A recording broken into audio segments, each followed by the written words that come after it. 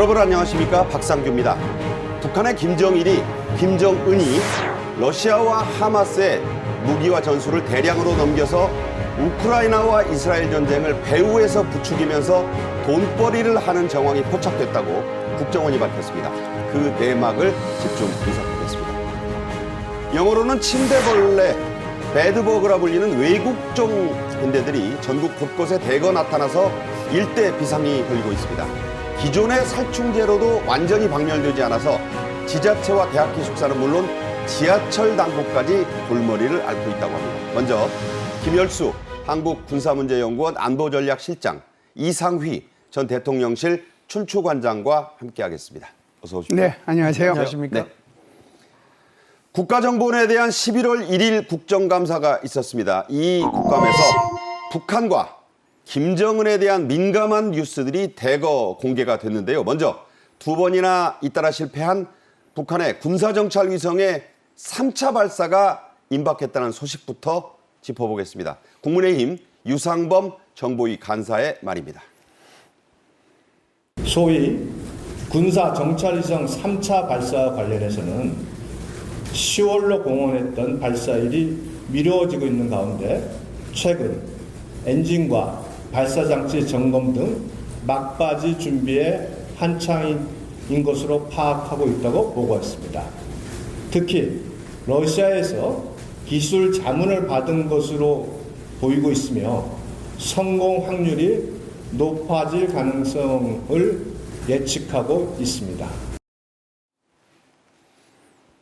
들으신 대로 당초에는 10월로 예정을 했던 3차 발사가 일단 연기가 됐지만 막바지 준비가 한창이란 얘기입니다. 여기서 주목할 부분, 러시아의 기술 자문을 받아 성공 확률이 크다 이겁니다. 역시 지난번 김정은 푸틴 회담의 결과물이라고 봐야겠죠? 네, 아무래도 이제 그렇다고 봐야죠. 9월 3일 날 보스토니치 우주 기지에서 사실상 김정은하고 푸틴하고 이때 정상회담을 했는데 핵심 내용 중에 하나가 북한이 인공위성 발사하는 거 도와주겠다라고 얘기를 했잖아요. 그렇죠.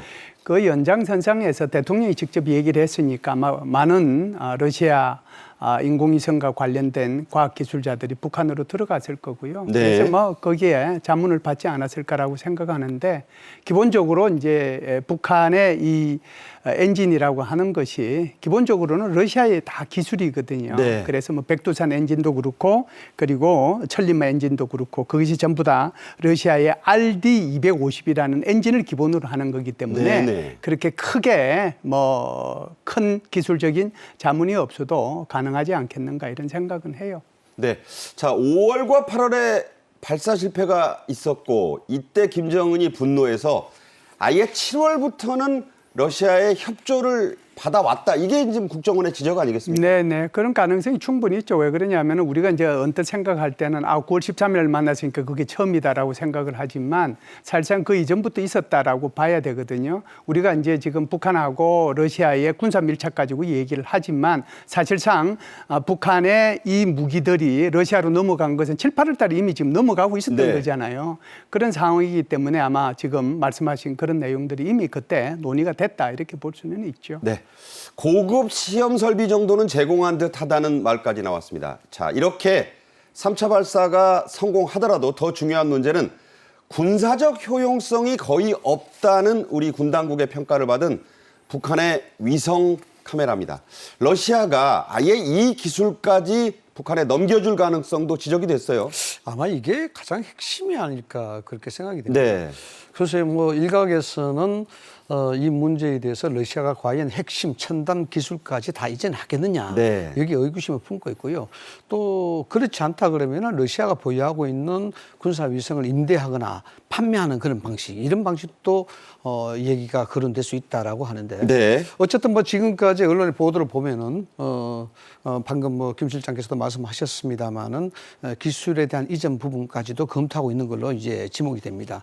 왜냐하면은 김정은 위원장도 이 사실 위성 사진의 퀄리티에 대해서 굉장히 민감하거든요. 그렇죠. 이게 군사 위성, 즉 다시 말씀을 드리면 스파이 위성 아니겠습니까? 미국 같은 경우에 위성들은 뭐 KH-12, KH-13 뭐 등등이 있습니다만은 대기권 100km에서 위성 사진을 촬영하게 되면 2cm까지 그 선명도가 그러니까요. 해상도가 나타나거든요. 그 정도 해상도가 나타나는데 이미 지난 5월에 만리경 1호를 발사했습니다만 실패가 됐고 그것을 우리 군이 입수를 해서 분석을 했다는 것 아니겠습니까? 분석을 해보니까 조악하다. 기술 자체가 문제가 많다. 이렇게 해서 고급화시키기에는 무리가 있다. 이렇게 이제 판명이 났으니까 이 기술을 이전 받아야 되겠죠. 예. 북한에서는 이걸 고분해능 촬영기라고 합니다. 북한 말이 좀 어렵죠. 잘 보이는 고성능 정찰위성 카메라를 말하는 건데 김여정은 일회성 시험에 그런 걸 왜 다느냐라고 큰 소리를 일단 쳤었어요. 하지만 이번에는 러시아의 무기를 임대해서라도 달지 않겠느냐 이런 얘기가 나옵니다. 자, 실제로 김정은은 지난 9월 초 러시아 우주기지에서 푸틴 러시아 대통령과 만났을 때 미사일과 로켓 엔진에 엄청난 호기심을 보였습니다. 수첩을 들고 일일이 메모하면서 러시아 기술자에게 질문 공세까지 했었는데요. 그걸 보도한 북한 매체의 보도 다시 한번 보겠습니다. 김정은 동지께서는 공장에서 생산하고 있는 여객기에 오르시어 성능을 알아보시고 수-35 전투기의 시험 비행 모습도 보아주시면서 공장의 일꾼들과 과학자, 기술자, 노동자들이 높은 선진 기술과 강의한 정신력으로 우수한 생산 성과를 달성하여 나라의 항공공업 발전에 크게 기여하고 있는 데 대하여 높이 평가하셨습니다. 네. 자, 보스토니치 우주기지를 갔을 때도 이제 푸틴과 함께 돌아보면서 김정은이 또 일일이 혼자 저렇게 이제 질문을 계속했어요. 기술자에게. 그러면서 뭐 이제 이런 얘기도 합니다. 이 엔진에 대한 질문을 하는 모습이 아주 위태로웠는데요. 포함해서 8m네, 저게. 네. 자, 고저 부품까지 포함하면 직경까지 8m가 됩니까? 이게 김정은의 육성이었고요. 여기서 발사할 수 있는 가장 큰 추력은 얼마입니까? 자, 이런 얘기까지 했다는 거는 공부를 꽤 했다는 얘기예요. 그렇죠. 여기저기 다니면서 계속해서 공부를 했다라고 봐야죠. 그러니까 이제 추력이 몇 톤 포스인지 그걸 이제 보고 싶었던 거죠. 사실상 북한이 가지고 있는 백두산 엔진 같은 경우에는 80톤 포스거든요. 그건 네 개를 이렇게 두 쌍으로 해서 묶으면 320톤 포스입니다. 그런데 우리 한국의 나로에서 발사하는 것이 그게 75톤 포스짜리 네 개니까 그는 300톤 포스거든요. 그거보다 추력이 더 큰 320톤 포스니까 아마 그런 정도는 김정은이도 공부를 하고 저기 가서 여러 가지 조금 구체적인 수치를 들면서 자기도 굉장히 여기에 전공자라고 하는 것을 아마 보여주지 않았나 이런 생각을 합니다. 네. 자, 이 국감에서는요, 또 우리 국정원과 당국자들이 밝힌 내용이 있습니다. 북한의 3차 이 위성 발사에 위성 개발 자금이 부족한데 북한이 금괴 밀반출을 여전히 하고 있다. 이런 얘기도 지금 그 국감에서 나왔어요. 일단 자금과 기술력의 부분에 있어서는 현지 부족하다. 이런 것이 이제 공통된 지적인 것 같고요. 그를 위해서 지금 무기를 판매를 한다든가 전쟁을 부추긴다든가 뭐 이런 형태로 해서 자금을 지금 확보하는 것으로 보이는 것이고 지금 뭐 지적을 많이 하고 있습니다만은 실제로 지난 5월 달에 만리경 1호가 추락이 되면서 여기 실패에 대한 부분들이 김정은 위원장이 상당히 좀 자존심 상했다는 그런 얘기입니다. 네. 그래서 이번만큼은 어떠한 경우라도 좀 성사시켜야 되겠다라고 이야기하고 있는 것이고 그런 관계로 인해서 러시아의 무기 제공이라든가 이런 것도 하고 있지만은 결국 궁극적으로 기술을 집약시켜서 이것을 성공시키려고 하면 거기에 대한 자금이 원활하게 돌아가야 가능한 것이거든요. 그래서 이제 금괴를 지금 그렇죠. 막 밀수출하고 엄청난 금괴를 밀수출하고 이런 식으로 해서 이제 자금을 확보하는 그런 작업들을 진행되고 있는 그런 상황이 이렇게 볼 수가 있습니다. 네, 해외 파견자에게 또 전주민들을 상대로 금괴 있는 거 다 내라. 상납도 강요하고 가택 수색까지 한다. 그야말로 거의 갈취 수준으로 금괴를 모아서 이 개발 자금을 대고 있다는 얘기죠. 사실상 이게 이제 통치 자금으로 들어가는 건지 개발 자금으로 들어간지는 뭐 더 좀 따져봐야 되긴 하겠지만 사실상 이게 금괴를 밀수출하는 것은 이거 자체는 유엔 안전보장이사의 결의안이 위반되는 거거든요. 네. 작년에는 한 500kg 정도 밀반출을 했어요. 근데 이제 3배나 되니까. 그렇죠. 올해는 지금 1,800kg 이제 밀반출했으니까 이걸 이제 달러로 따지면 한 1억 1,000만 불 정도 될 겁니다. 대단한 돈이죠. 그 정도 되는 것을 이제 그냥 자기네들이 회사들이 생산해서 이걸 밀반출하더라도 그게 문제가 되지만 지금 우리 앵커님께서 말씀하신 것처럼 그거 주민들 일일이 수색해가지고 거기서 다 뺏어갔다는 거 아니에요. 그러니까요. 이게 참 안타깝다는 생각도 듭니다. 네. 장롱 속의 금괴까지 다 끌어내서 지금 통치 자금으로 썼는지 미사일 개발 자금으로 썼는지 그런 정황이 확인됐다고 국정원이 보고했습니다. 자, 그 대가로 김정은은 러시아의 우크라이나 전쟁을 지원하기 위해서 북한산 탄약 또 무기를 대거 지원하고 있다고 역시 국정원이 이 국감에서 말했는데요. 직접 들어보시죠. 국정원은 북한이 러시아의 우크라이나전을 지원하기 위해 8월 초부터 러시아 선박 수송기를 활용하여 포탄 등 각종 무기를 10여 차례 수송한 것으로 파악하고 있습니다. 국정원은 이와 같이 반출된 포탄이 약 100만 발 이상인 것으로 파악하고 있으며 이 양은 러시아 우크라이나 전쟁 상황에서 2달 이상 사용 가능한 양으로 분석하고 있습니다. 러시아군이 지금 우크라이나 전선에서 포탄이 없고 빈 껍데기 포탄을 쓰기 때문에 아주 전세가 크게 불리하다. 이게 몇 달 전부터 나온 얘기인데 북한이 넘겨줬다는 얘기는 보도가 여러 번 나왔어요. 자, 이걸 국정원이 100만 발이다. 그 양은 러시아군 전체가 우크라이나 전선에서 무려 2달 반 이상 쓴다. 이게 어느 정도인지 감이 안 오네요. 금방 감이 안 오죠. 그러니까 이제 이게 어떤 포탄이냐에 따라서 싣는 정도가 이제 달라질 수 있잖아요. 그게 100만 발이 될 수도 있고 20만 발이 될 수도 있는데 네. 122mm 방사포탄으로 따지면 네네. 한 20만 발 정도가 되고요. 예. 152mm 포탄, 그걸 따졌을 경우에 100만 발 정도가 되는데 자주포죠, 그거는. 아니요. 152mm는 그냥 포입니다. 아, 그렇죠. 예. 자주포죠. 네. 자주포 형태죠. 그런데 이게 이제 지금 북한에서 러시아로 보낸 것이 컨테이너로 보냈는데 컨테이너가 2,000개가 갔거든요. 나진항에서. 그렇죠. 그 컨테이너 크기에 따라서 달라요. 예. 그래서 우리가 보면은 언뜻 보면은 컨테이너가 수출항으로 아주 긴 것도 있고 짧은 것도 있는데 이번에 보낸 것은 가로 세로가 6m 그리고 2.5m 정도 되는 거거든요. 네네. 비교적 작은 컨테이너에 보냈습니다. 그러다 보니까 122mm 싣는 거는 제한이 되는데 그거 한 2,000개 정도의 그러니까 152mm 포탄을 기준으로 했을 때는 100만 발을 보냈으니까 이것이 러시아에서는 한 2달 정도 사용할 수 있는 양이니까 그래서 이제 지금 유심히 뉴스를 보신 우리 시청자분들은 아시겠지만 예. 지금 3, 4일 전부터 계속해서 러시아가 우크라이나에 집중적으로 포격을 하고 있잖아요. 그러니까요. 그게 아마 이 영향도 있다라고 저는 생각을 전부 합니다. 메이드 인 DPRK다. 그렇죠. 네, 네. 그렇군요.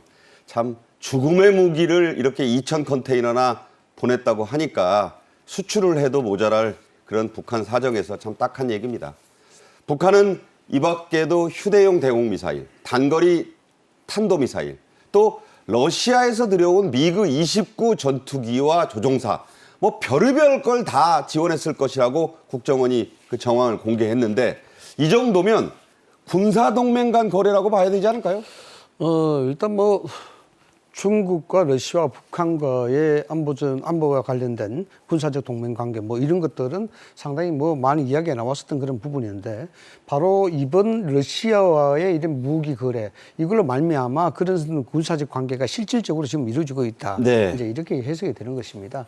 우선적으로 뭐 100만 발 이상의 포탄, 이 지금 현재 우크라이나 전쟁이 전 세계 글로벌 위기를 몰아넣고 있는 가운데서 그렇죠. 이런 식으로 북한이 재래식 무기를 포탄을 공급한다. 또 여기에 대해서 러시아가 또 반대 급부를 제공한다. 이렇게 되면은 세계적으로 경각심이 더 높아질 수밖에 없겠죠. 왜냐 그러면은 이 글로벌 전쟁 위기로 말미암아 실질적으로 경제에 상당한 악영향이 미치고 있고 이에 대한 타겟책이 지금 요구가 되는 현실에서 북한이 여기에 동참한다는 것은 뭐 앞서도 이야기했습니다만 유해 안보리 체제 결의 네. 뭐 이거 위반 외에도 전쟁을 사주하는 그런 국가로서 네. 상당히 북한이 비판을 받을 그런 소재가 굉장히 강하다 이렇게 볼 수가 있는 것이죠. 네, 자막에 소개된 것만 봐도 무슨 무기를 말이죠. 육해공으로 너무 많이 보냈고 다양하게 보내고 있다 이런 얘기입니다. 2,000 컨테이너가 실려나간 상황은 미국 군사위성이 이미 확인한 내용입니다. 자, 국정원은 이 국감에서 또 김정은이 이스라엘 하마스 전쟁에서 하마스를 포괄적으로 지원하는 방안을 찾으라 이렇게 지시한 정황도 있다고 했습니다. 표현은 팔레스타인을 지원할 방안을 찾아봐라 이렇게 했다는 거죠?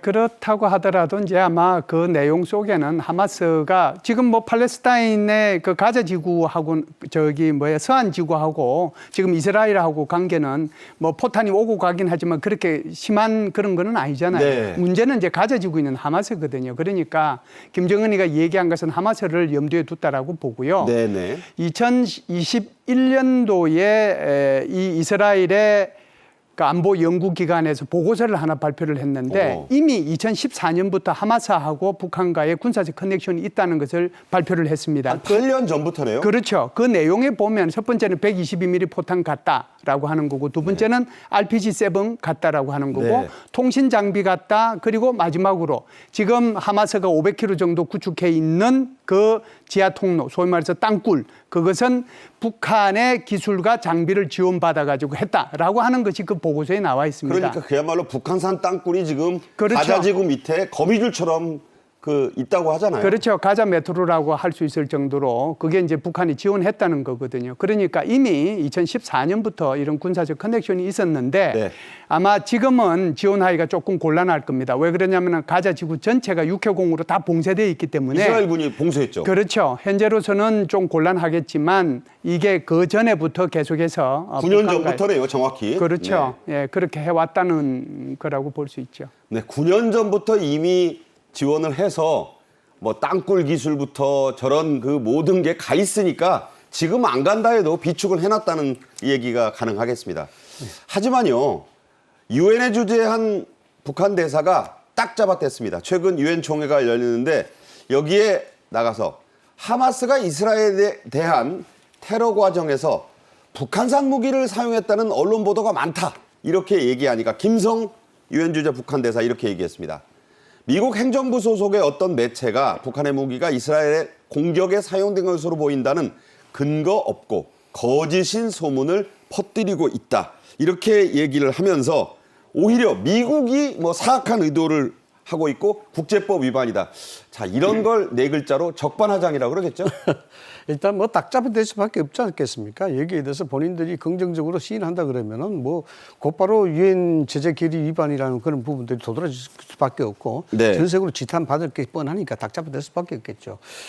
이야기했다시피 미 행정부 소속 어떤 매체, 이 어떤 매체라는 것은 아마 보이스 오브 아메리카, VOA 아마 이걸 이야기하는 것 같아요. 그렇죠. VOA죠. 미 국무부의 지원을 받은 그런 예. 매체라고 이야기 되는데 전혀 근거 없는 소문이다 해서 이제 김성주 유엔 대사가 유엔 총회에서 이 부분을 강하게 어필했는데 이미 뭐 세계적으로 이 부분은 근거가 있는 걸로 얘기됐고 네. 앞서 앵커께서 지적했습니다만 한 2,000개의 컨테이너가 이동하는 것이 목격이 됐지 않습니까? 그렇죠. 이게 미국의 첩보 위성으로부터 이미 확인된 바가 있는 것이고 여기 뭐 또 단거리 탄도 미사일뿐만 아니라 뭐 T형 탱크부터 시작해서 소총부터 온갖 재래식 무기가 여기 다 2,000개 컨테이너를 통해서 이제 됐으니까 이거는 뭐 어느 정도 대놓고 무기를 거래하는 그런 현상으로 볼 수밖에 없다라는 것이고 네. 또 팔레스타인과 이스라엘과의 관계에 있어서도 어쨌든 이를 다각적으로 활용하기 위한 김정은의 여기에 의도가 분명히 숨어 있다라고 이제 볼 수가 있는 겁니다. 아키바 토르라고 이게 한국 예능 프로그램에서 나왔던 주한 이스라엘 대사가 이례적으로 CNN이나 VOA하고 인터뷰를 자청해서 하마스가 북한제 무기 쓰고 있다는 얘기를 밝혔어요. 한국 서울에서. 예. 자, 그거는 이스라엘군이 노획해 보니까 다 북한제라는 얘기 아닙니까? 그렇죠. 한국 글씨가 써 있다라는 것 아니겠습니까? 그래서 뭐 그렇다고 해서 대한민국은 아니지만은 그런 한글에 써 있다는 그런 정황들 또 이미 지적을 했습니다만 수년 전부터 이 헤즈볼라의 대전차 무기라든가 이런 것이 이미 지급한 그런 이력이 있습니다. 네. 이력이 있고 이번 가자 지구에 대해서 전투에서 보니까 무기 자체가 명명백백하게 드러난 것이거든요. 그러니까요. 그런 드러난 것을 가지고 어떤 식으로 변명하든지 간에 이거는 이스라엘과 하마스 전쟁 간에 뒤에서 뭔가 전쟁을 부추기고 또 여기에 따라서 전쟁적 이익을 편취하려는 그런 북한의 의도가 명백하게 드러났다 이렇게 해석을 할 수 있는 거죠. 네. 자, 중국의 태도가 또 변수가 되고 있습니다. 얼마 전에 리커창 그 2인자였던 전 총리가 사망했을 때 지금 중국 지도부가 좀 달라진 모습을 보였다. 뭐 이런 얘기도 나오고 있는데 최근 미국과의 관계 개선에 중국이 좀 적극 나서는 모습이에요. 그래서 인지도 모르지만 러시아와 북한의 밀착에는 좀 거리를 좀 두는 모습이죠. 예, 중국의 입장에서는 조금 황당하다는 생각이 들었을 거예요. 황당하다. 왜 그러냐면은 야, 씨 뿌리고 물 주고 잘 갖고 놨는데 열매는 이거 러시아가 가지고 가네. 이런 네. 생각을 아마 중국이 했을 테고요. 아마 더더욱 조금 불편하게 생각했던 것은 9월 13일 날 푸틴하고 만났을 때 김정은이가 한 말이 제가 볼 때는 뭐 립서비스라고 보긴 하지만 네네.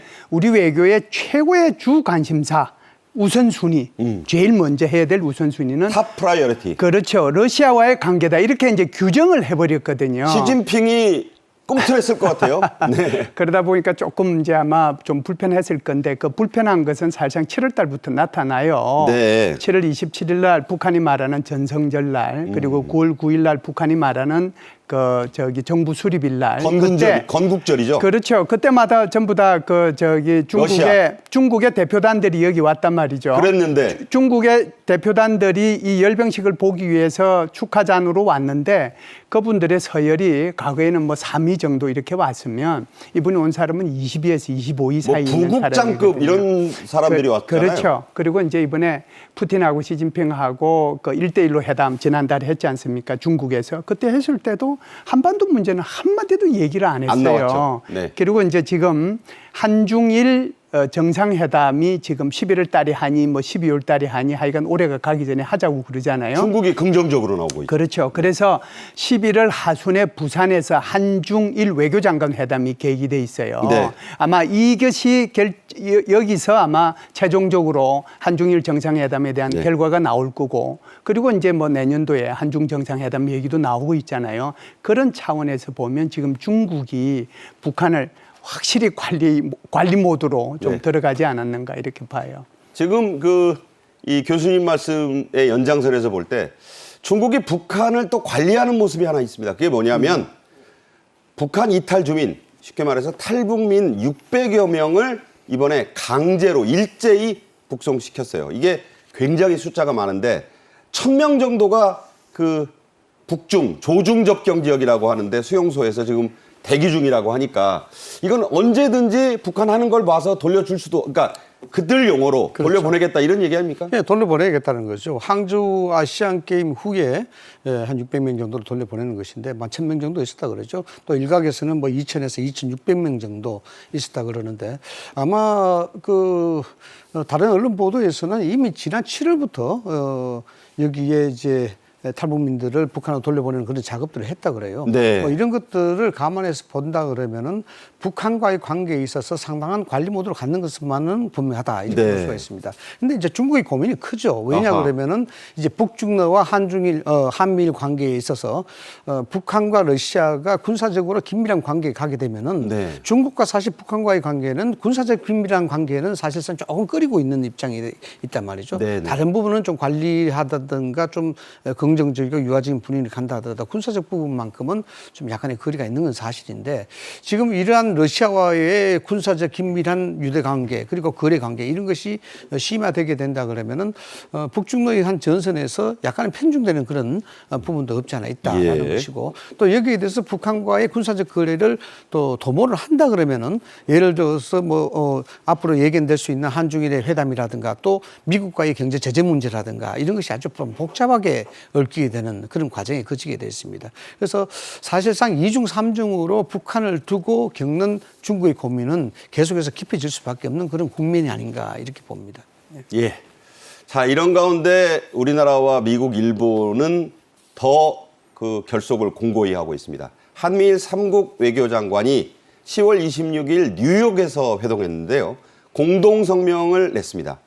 특히 핵심이 한미일은 북러 간 군사협력, 국제 안보에 미치는 해로운 영향에 대해 단호하게 반대한다. 해롭다, 단호하게 밑줄입니다. 우리는 북러가 유엔 안보리에 위반하는 행위를 즉각 중단할 것을 촉구한다. 자, 선언적이긴 하지만 한미일은 분명히 입장을 밝히고 있는 거예요. 예, 저게 이제 두 가지 의미가 있는데요. 하나는 이제 일본 외교부 장관이 바뀌고 난 뒤에 한미일 외교장관 회의가 3자 회의가 난 거는 제가 알기로는 처음이고요. 네. 두 번째는 이제 한미일 외교부 장관 회담을 한다고 하더라도 공동 성명은 잘 안 내거든요. 네. 그럼에도 한 서너 번은 이제 나온 적이 있긴 한데 이번에 일부러 공동 성명까지 냈다는데 이제 의미가 있는 거거든요. 네, 네. 그 의미가 바로 북한과 러시아 간의 그 무기 거래를 규탄하는 거고 다시는 이제 안보리 위반 행위를 하지 말아라, 즉각 중단해라 이걸 촉구했다. 네. 그것을 공동 성명에 담아서 문서했다는 데 의미가 있는 거죠. 그렇군요.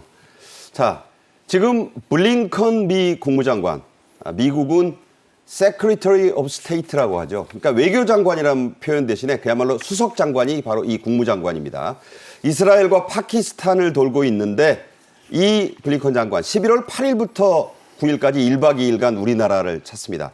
윤석열 대통령도 예방을 합니다. 윤 정부 출범 후 미국 외교장관의 첫 방한인데요. 그 의미를 외교부 대변인의 브리핑으로 직접 들어보시죠. 이번 블링컨 미 국무장관의 방한 계기에 저희 윤석열 대통령은 이 블링컨 장관을 접견할 예정입니다. 이번 한미 외교장관 회담에서는 아까도 말씀드렸듯이 올해 70주년을 맞이하는 한미 동맹의 그 지속적인 발전 방안, 특히 양국 간의 글로벌 포괄적 전략 동맹으로서 발전해 나가는 여러 가지 방안들에 대해서 구체적으로 협의할 계획입니다. 주요 의제 중 하나로는 북한 문제와 경제 안보, 또한 첨단 기술, 지역과 국제 정세 등 공동 관심사에 대해서 폭넓게 협의가 이루어질 것으로 보고 있습니다. 네, 뭐 외교부 대변인의 뭐 여러 가지 얘기들이 있었습니다만 이상휘 교수가 보실 때는 예. 자, 블링컨 장관 가장 핵심적으로 뭐 하러 온다고 보십니까? 일단 뭐 북한의 3차 군사위성 이 부분 그리고 러시아와의 무기 거래 이런 부분에 대해서 가장 강력한 어조로 뭐 한국과의 관계, 우리와의 군사 동맹 관계를 좀 더 재상 확인하고 여기에 대한 도발을 방지하고 여기에 따라서 북한 핵 억지에 대한 부분들도 재상 강조하는 그런 부분이 아닐까 생각이 들고요.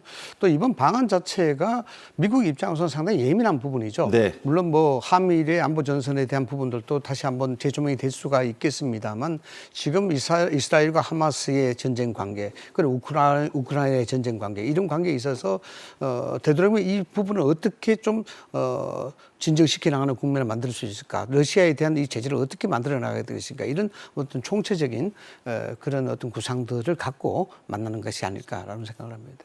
네. 자, 전반적인 말씀이 있었고 진짜 우리가 궁금한 건 이스라엘, 파키스탄을 거쳐 우리나라로 좀 오거든요. 1박 2일간이라는 게 짧지 않습니다. 제가 보기엔. 자, 가장 핵심이 뭘까요? 오늘 이스라엘 도착하죠. 오늘 이스라엘 도착했다가 요르단 갔다가 두르키예 갔다가 인도 갔다가 일본 갔다가 우리나라에 오는 게 파키스탄은 아니군요. 예. 예, 8일 9일입니다. 네네. 그때 들어오는데요. 1박 2일 동안 뭐 있지만 그렇게 긴 시간은 아닐 거고요. 가장 핵심적인 것은 한미동맹 70주년이잖아요. 그리고 블링컨이 지금 윤석열 정부 출범하고 난 뒤에 처음으로 한국에 오는 겁니다. 그렇죠. 그래서 아무래도 한미동맹 강화와 공과에 초점을 맞춘 그런 그 방문이 아니겠는가 이런 생각은 합니다. 네. 자, 이 얘기는 891 방안이 이루어졌을 때 또 깊이 있게 다뤄보겠습니다. 김열수 한국군사문제연구원 안보전략실장, 이상휘 전 대통령실 춘추관장과의 말씀은 여기서 접겠습니다. 잘 들었습니다. 감사합니다. 네. 자, 다음 주제입니다. 사라진 줄로만 알았던 빈대가 최근 수도권과 대구 등 전국 각지에서 속속 발견이 되고 있습니다. 외래종, 뭐 유럽산이란 얘기까지 나오는 이 빈대의 일대 습격이란 말까지 나오면서 공포가 퍼져가고 있는데요. 먼저 영상으로 보겠습니다.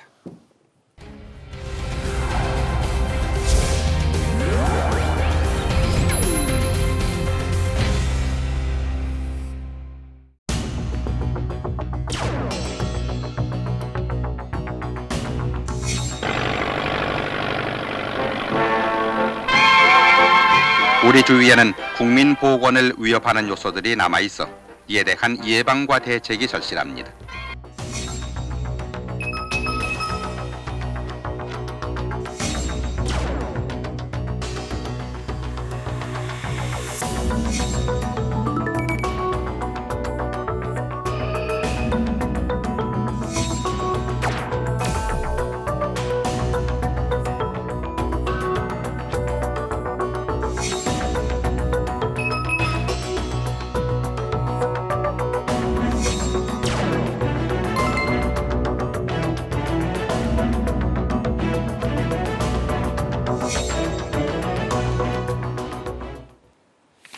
자, 웬 빈대 얘기냐 하실 텐데 정말 좀 심각합니다. 하재근 문화평론가와 함께 얘기 나누겠습니다. 어서 오세요. 안녕하세요. 네.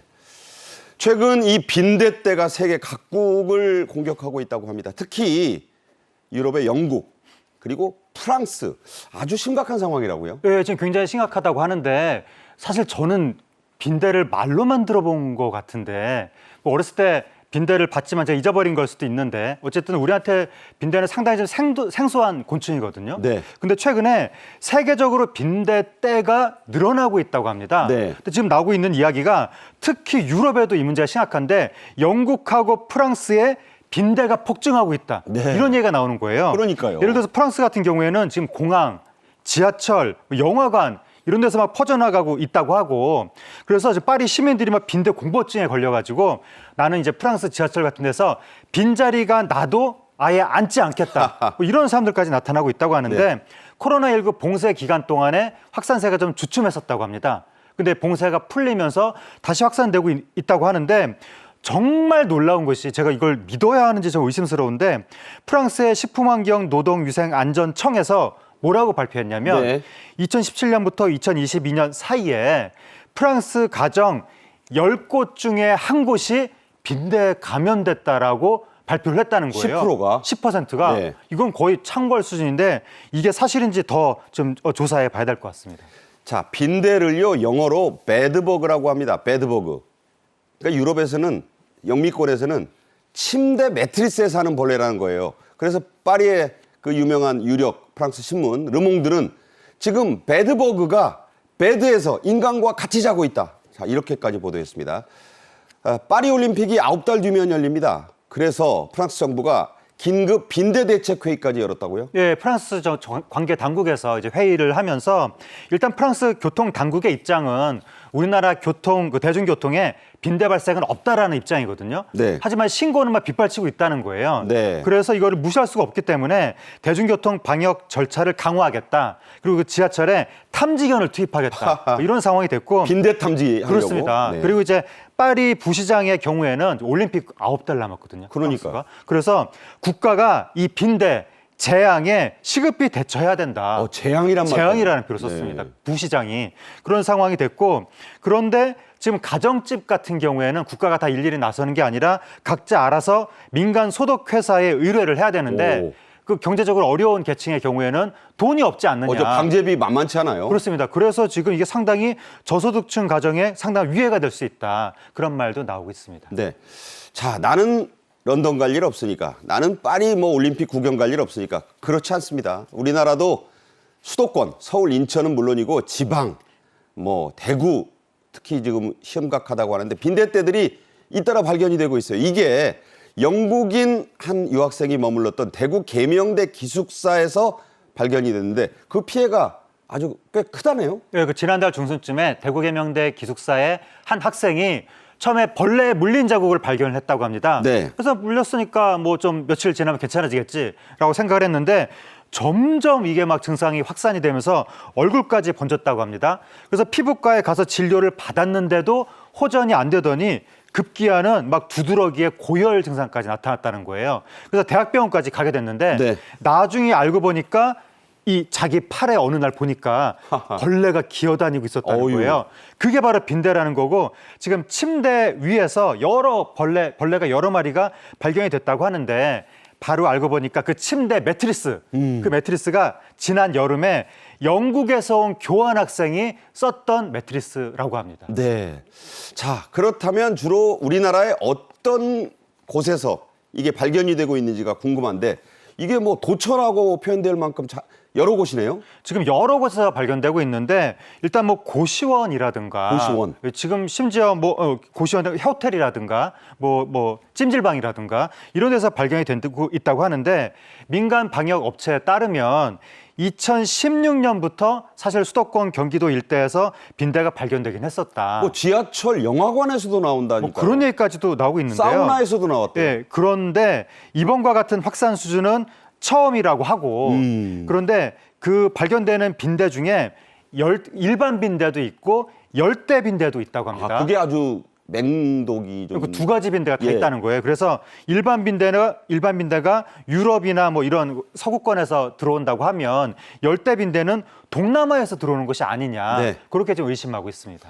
자, 우리 속담에 빈대 잡으려다 초가삼간 태운다고 하는 말이 유명한데 아마 이 정도로 빈대를 의식하는 분들이 있을 거예요. 하지만 이 정도 되면 초가삼간 태울지도 모르겠습니다. 빈대가 특히 눈에 많이 띄기 시작했던 게 지난 10월.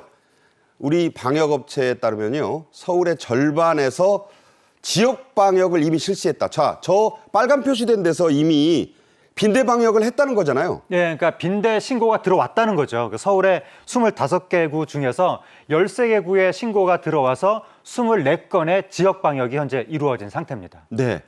자, 서울의 경우를 한번 보겠습니다. 지금 보신 대로 18개 지역에서 이 빈대가 발견이 돼서 지역 방역을 했는데 자, 문제는 안 한 곳들 있잖아요.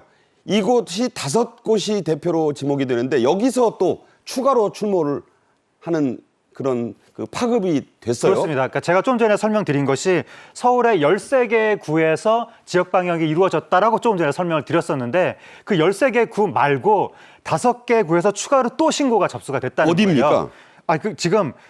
신고가 접수된 곳을 따지는 것보다 접수가 되지 않은 곳을 따지는 곳이요. 게 쉬운데 그러니까 아직까지 신고가 없는 것이 어디냐면 강동구, 도봉구, 마포구, 송파구, 서대문구, 성동구. 이 스튜디오 있는 데가 마포구인데. 그렇습니다. 네. 6개 구에서는 아직 발견되지 않았고 네네. 그 이외의 모든 구에서 다 발견돼서 신고가 됐다는 겁니다. 네. 그래서 지금 특히 뭐 영화관, 대중교통, 호텔 이런 데서 발견이 됐다고 하니까 많은 시민들이 두려워하고 있는데 특히 지하철 같은 대중교통을 통해서 확산될 수 있는 거 아니냐 이런 네. 얘기가 나오고 있으니까 교통공사가 지금 직물 소재 의자에 대해서 고온 스팀 청소를 하겠다라고 하고 있는데 제 생각에는 이게 스팀 청소가 문제가 아니라 이 직물 소재 의자 자체를 더 없애야 되는 것이 아닌가. 왜 대중교통 의자 보면 쇠나 플라스틱 소재로 된 것들이 있잖아요. 네. 그러니까 이참에 극장도 그렇고 직물 소재 의자는 차근차근 다 없애 나가는 것이 좋을 것 같습니다. 자, 이게 중앙정부가 좀 나서줘야 하는 거 아니냐 하는 의견이 많아졌는데 질병청은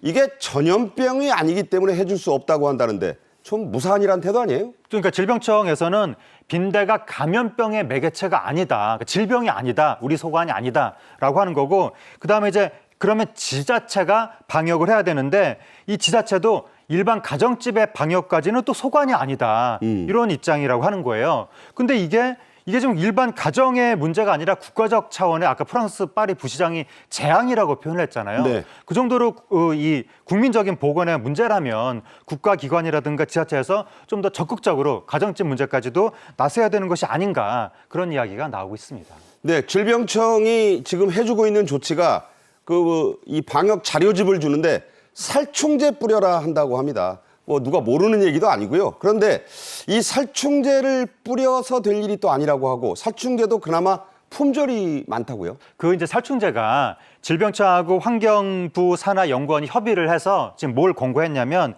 피레스로이드계 살충제를 분무하라 이렇게 권고가 나온 거예요. 근데 서울대 연구에 따르면 피레스로이드계 살충제가 그 열대빈대 아까 제가 발견된다고 말씀드렸잖아요. 네. 열대빈대한테는 효과가 없다고 합니다. 이 열대빈대는 피레스로이드계 살충제에 원액에 빠뜨려도 산다고 합니다. 원액에 빠뜨려도 대단하네요. 이렇게 효과가 없는 거는 좀 무의미한 거 아니냐. 네. 그래서 좀 효과가 있는 걸 안내를 해야 된다는 이야기가 나오고 있고 그다음에 살충제가 효과가 없다면 그 빈대가 발견된 옷가지나 뭐 침구류를 70도 이상의 뜨거운 물세탁을 하면 살충할 수 있다. 삶아라 이거네요, 한마디로. 그렇습니다. 그리고 뜨거운 스팀을 분무한다든지 이런 이야기가 나오고 있습니다. 네.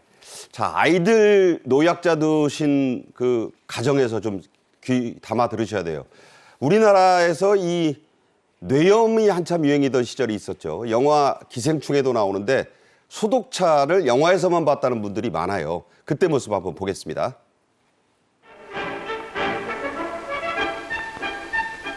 보건사회부에서는 이번에 파리와 모기 등 유해곤충을 없애는 소독 작업을 보다 더 효율적으로 실시할 수 있는 새로운 연막 분무기를 제작하는 데 성공했습니다.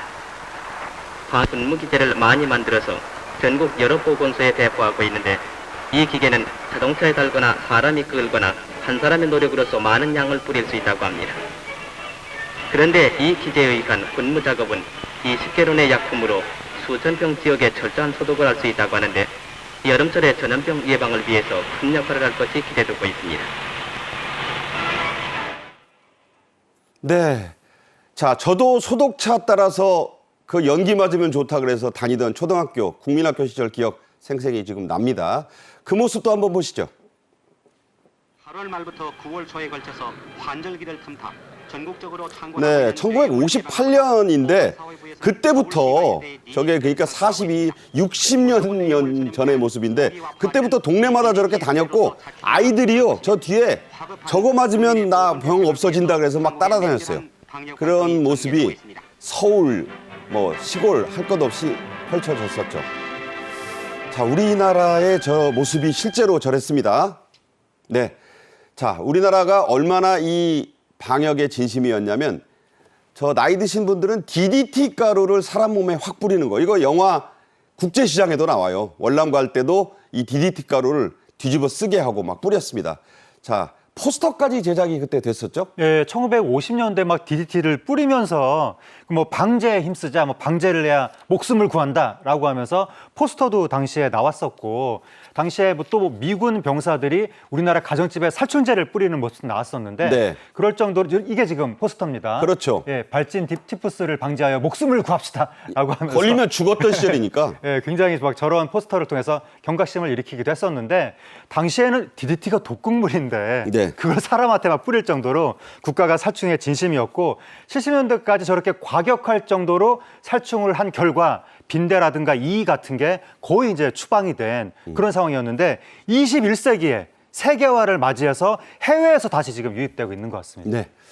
자, 하재근 평론가가 4050 세대신데도 못 받고 2030 세대는 이거 정말 무슨 생물도감에서나 보는데 빈대 어떻게 생겼는지 한번 보겠습니다. 자, 빈대를 가까이에서 본 분들이 드물어요. 예, 드물죠. 그래서 빈대의 모습을 한번 보면 자, 저렇게 생겼습니다. 뭐 잡아서 보실 일까지는 없는데 배 모양이 저렇게 생겼고요. 발이 8개입니다. 더듬이까지 해서니까 이 더듬이하고 발이 6개. 배 부분이 저렇게 생겼죠. 약 5에서 6mm 납작하게 눌린 난형. 그러니까 알 모양의 진한 갈색을 띠고 있다고 하죠. 네. 자, 어떤 특징이 있습니까? 지금 보신 것처럼 배가 엄청 크잖아요. 네. 저 배가 이제 사람 피로 가득 찬다고 하는 것이고 빈대가 5mm에서 6mm 정도 크기라고 합니다. 그러니까 육안으로 볼 수 있는 정도의 크기인 거예요. 그리고 지금 알에서 깨어나자마자 바로 흡혈을 시작한다고 하는데 네. 주로 언제 활동하냐면 그 새벽녘에 슥 나와서 흡혈하고 다시 숨어서 지낸다고 합니다. 그리고 또 따뜻한 실내에서 많이 살아간다고 합니다. 자, 그렇다면 이 빈대 피를 빠는 곤충이기 때문에 또 병도 옮기기 때문에 물린 자국을 보면 언뜻 모기와도 헷갈릴 수 있다고 하는데 구분할 수 있는 방법이 뭐가 있나요? 그 이제 물린 자국이 작게 부어오르면 모기랑 비슷하긴 한데 근데 빈대가 사람 혈관을 찾는다고 합니다. 아. 피를 많이 뽑기 저건 때문에. 그러니까 지금 빈대에 물려서 싼 예, 상처네요. 저렇게 크게 붓기도 하고 네네. 그다음에 혈관을 찾기 때문에 빈대가 그 찾는 과정에서 여기저기 물어본다고 합니다. 그러니까 모기는 한번 딱 이렇게 침을 꽂는다면 빈대는 이렇게 일렬류 또는 원형으로 줄줄줄줄 물린 자국이 남아있다고 여기저기 무슨 뭐 그냥 아우 저런 상처도 나는군요. 손이 저렇게 아주 그냥 엉망이 됩니다. 그러니까 물리는 것 자체를 일단 예방을 해야 될 텐데 어쩔 수 없이 물릴 수 있거든요. 예. 자, 그렇다면 정부 당국만 바라볼 일이 아닙니다. 물론 대책이 곧 나오겠지만 빈대에 물렸거나 빈대를 봤을 때 어떻게 해야 합니까? 이게 사실 뾰족한 수가 없는데 일단 물렸을 때는 즉시 깨끗하게 씻고 병원에 간다든지 그리고 또 침대 틈새 같은 데는 고온 스팀 같은 걸로 뭐 소독을 한다든지 뭐 염증 증세가 있으면 뭐 항생제를 복용한다든지 그리고 또 오염된 옷가지나 커튼 같은 것들도 계속해서 소독을 하고 그리고 또 해외여행에 다녀왔으면 그 여행용품들을 철저히 소독하라 이런 이야기들이 나오고 있습니다. 네. 자, 뭐 빈대가 나타나는 걸 막을 수 없다면 예방하는 게 최선일 거고 바로 치료를 잘하는 게 또 최선일 겁니다. 이번 주말에 내 주변에 빈대가 있는지 또 우리 집에는 없는지 예. 물렸다면 좀 단속을 할지 예. 점검을 단단히 한번 해봐야 될 것 같은 생각이 들어요. 그러니까 많은 분들이 이제 빈대를 찾기 위해서 밤에 침구류나 매트리스를 이렇게 쓱 살펴보실 수 있거든요. 네. 그러면 안 보인다고 합니다. 아. 새벽에 불을 끄고 한참 있다가 갑자기 탁 켰을 때 그때 침대에 나올 수 있다고 합니다. 그러니까 불을 먼저 꺼야 된다고 합니다. 불을 껐다가 딱 키면 그렇습니다. 딱 잡을 수 있다. 그렇습니다. 그때 빈대 우리 집에 있을 수 있다. 조심 단단히 해야겠어요. 네, 그렇습니다. 네. 하재근 문화평론가와 말씀 나눴습니다. 고맙습니다. 감사합니다. 정책엔 이슈가 준비한 오늘의 소식은 여기까지입니다. 시청해 주신 여러분 감사합니다.